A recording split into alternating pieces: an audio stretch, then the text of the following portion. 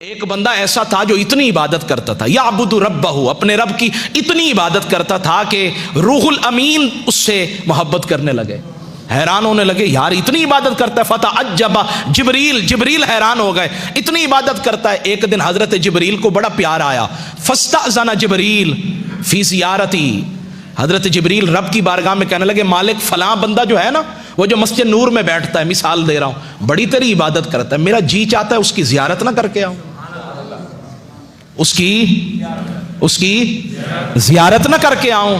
حضرت جبریل نے جب یہ بات کی نا، رب نے فرمایا تجھے اجازت ملے گی، اذن لہ، اجازت دیتے ہیں، بشرط، لیکن ایک شرط ہے۔ کیا شرط ہے؟ کہا ان ینظر فی اللوح المحفوظ، لوح محفوظ میں اس کا اصل، اس کی جو قسمت ہے نا، تقدیر ہے، ذرا وہ دیکھ لو۔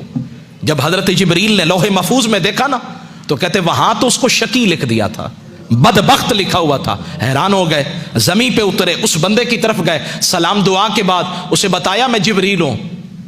وہ پھر بھی اس کی عبادت میں لگا رہا۔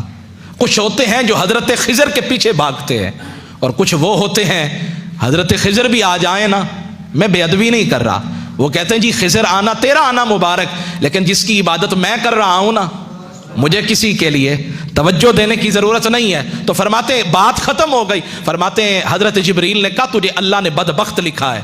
وہ پتہ کیا کہنے لگا؟ الحمدللہ، نہیں سبحان، اونچی بانا سبحان اللہ، ہر حال میں راضی رہنا، جیسے تو راضی ویسے میں راضی۔ کہنے لگا الحمدللہ، یا اللہ تیرا بڑا کرم ہے، کم از کم لکھا تو ہے نا، بدبخت لکھا تو ہے نا، کچھ نہ کچھ تو لکھا ہے، ادھر لکھے پھر بھی تیری مرضی ہے، ادھر بھی لکھے تیری مرضی ہے، کم از کم اتنا تو دلاسا ہے کہ تو نے لکھا ہے۔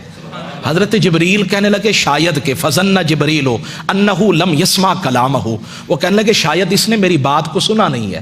فاعاد علیہ القول، اس حضرت جبریل نے پھر کہا حضرت آپ تو ساری زندگی عبادت کرتے رہے، سجدے کرتے رہے، اور رب کا یہ معاملہ ہے کہ اس نے آپ کو شقی لکھ دیا ہے۔ اس نے پھر کہا الحمدللہ۔ فتعجب جبریل بڑے حیران ہوئے، کہنے لگے یہ کیا معاملہ؟ اس نے کہا لو لم اکن، اگر میں اس قابل نہیں تو اس میں میرے رب کا کیا قصور ہے؟ میں اگر ہوں ہی نکما، میری ذات میں میری قسمت میں لکھا ہی نہیں ہے، تو اس میں میرے رب کا کیا قصور ہے؟ جبریل نے سنا تو اس بات میں بھی بڑا تعجب آیا، اور جب تعجب آیا نا تو فرماتے ہیں اللہ نے آواز لگائی، صدا لگائی، جبریل اب ذرا انظر فی اللوح المحفوظ، اب دیکھو نا لوح محفوظ میں۔ اب جو دیکھا، فرمایا وہاں بدبختوں کی لسٹ سے نام نکال کر نا، رب نے بخت والوں میں اس کا نام لکھ دیا تھا۔ یا اللہ یہ ماجرا کیا ہے؟ فرمایا جو میری ہر ادا پہ راضی ہے، میرے ہر فرمان پہ راضی ہے، تو پھر اس کا نام بدبختوں میں کیوں لکھوں، بخت والوں میں نہ لکھ دوں؟